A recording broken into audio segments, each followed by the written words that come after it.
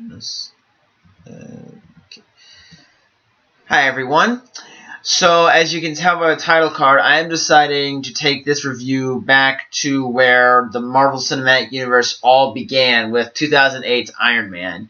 Now before I get into the actual review of the movie, I just like to say for this movie, it kind of has a nice nostalgic feel for me because I remember seeing this movie when it first came out, not really knowing what it was going to lead to.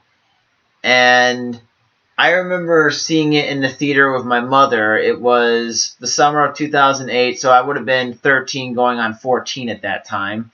Let me move this. And I really loved the movie. It was the first time I'd ever seen Robert Downey Jr. in a film. And that was one of the big films of the year. And I kind of feel bad that it came out right before The Dark Knight because Iron Man came out in May of 2008, and The Dark Knight came out about 2.5 months later. And once The Dark Knight came out, Iron Man was kind of an afterthought. But I am not talking about The Dark Knight, although I think someday I probably should. I'll probably do that during Halloween, since that movie could qualify as a horror film in some ways.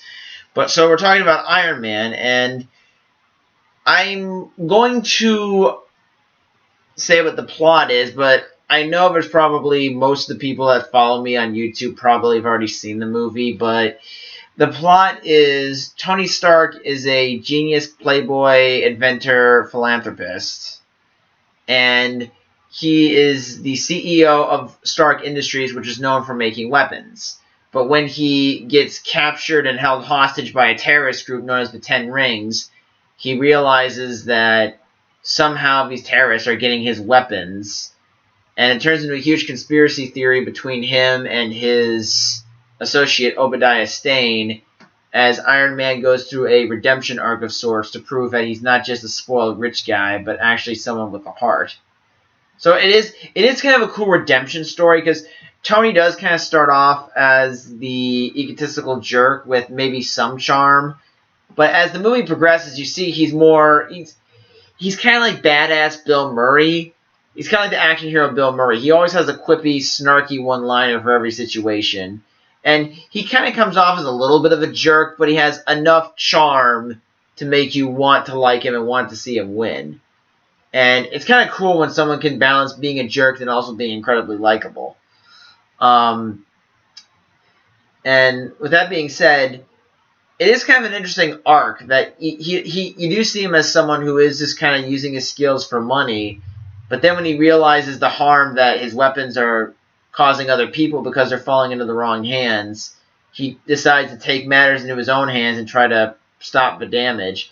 My only problem is, okay, I understand that you believe that once you make a weapon, you sell it to certain people, but I mean, I would think that after Tony's career started taking off and that he started to get more notoriety and fame, you would think that he would be a little less naive and start to make sure that his weapons weren't falling into the wrong hands. I mean, I can understand why he'd be totally surprised and not see it coming, but you would think that he'd be a little more cautious and a little more guarded with some ideas. So, and there's one other major flaw in the movie that I would have to talk about, but first I would like to talk about Jeff Bridges, which is the perfect segue into it. And Jeff Bridges, I really enjoy how his character seems almost like a father figure to Tony, since Tony's dad died before this movie took place. Howard Stark. And he does kind of seem like he's taking over that role. And then as the movie progresses, you do eventually find out that Jeff Bridges' character, Obadiah Stane, really isn't as much of a saint as he ends up being. Because for one thing, you do find out that he actually tried to have Tony killed for his own selfish gain. And here's my major problem with the movie. Tony knows that Obadiah Stane is filed an injunction against him after Tony shut down the weapons division, is selling his weapons to the bad guys. Tony has figured this out and has given the files to Pepper, his secretary, played by Gwyneth Paltrow. She finds out what's going on, what was really been going on with the conspiracy with Obadiah Stane. She has a meeting with Phil Coulson, and this is like in the middle of a day. So there was never a point where you bothered to let Tony know that Obadiah Stane is trying to kill him. And especially if Tony knew that this was a possibility. Either way, you would think that Tony would either have his guard up or Pepper would call him and tip him off about this. But they seemed, while this is convenient for the plot for Stane to come in and paralyze Tony briefly to steal Tony's device that's keeping him alive, it does seem like some pretty sloppy writing to explain how Tony is caught off guard when Obadiah tries to incapacitate him. Because I'm just thinking, if you know this guy is trying to kill Tony, wouldn't it make more sense to let him know what's going on and warn him? Because how I saw it in the movie, what I saw was that they did jack shit to prevent any, linking any, splitting the chain.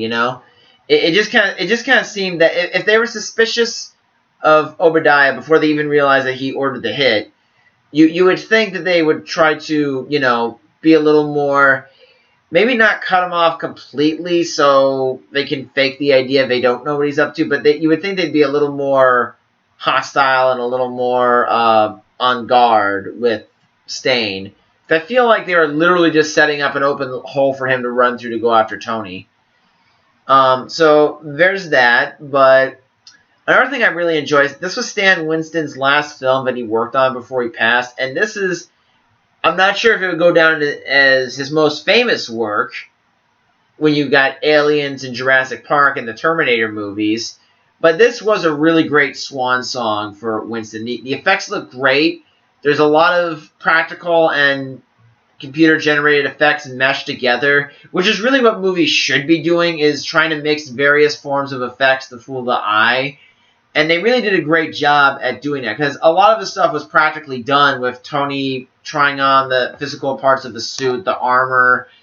There was a lot of cool stuff. And also, one thing I love about the movie is that not only is it a drama and does it tell a very intelligent story, but it also has a lot of fun with it.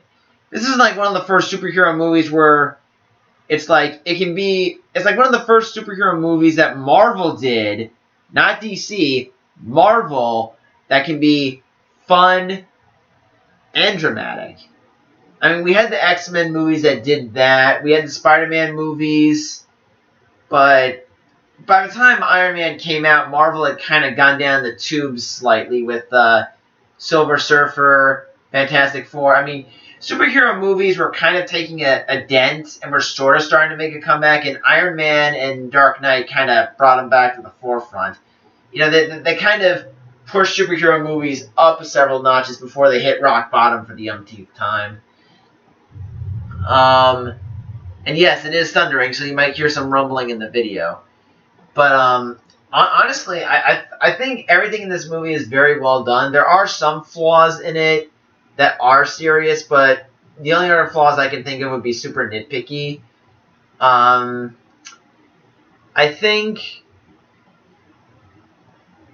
do think it is kind of an interesting story with how you think these terrorist guys are going to be the main villains, but then you realize they were just the minions of Stane.